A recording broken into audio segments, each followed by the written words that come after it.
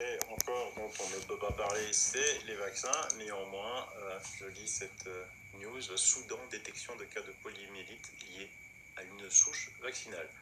Des cas de poliomyélite viennent d'être détectés au Soudan, mais aussi en Éthiopie ou encore au Tchad, et les autorités sanitaires ont entrepris une riposte dans la région. Il s'agit de nouveaux cas de polio liés non pas au virus sauvage, mais à une souche vaccinale.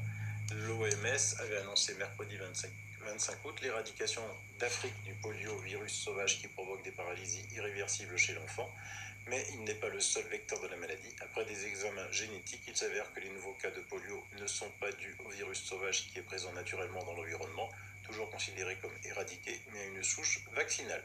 Près de 200 cas de poliomyélite ont été ainsi détectés depuis le début de l'année au Soudan et dans les pays proches comme le Tchad, la République démocratique du Congo, l'Angola ou encore l'Éthiopie.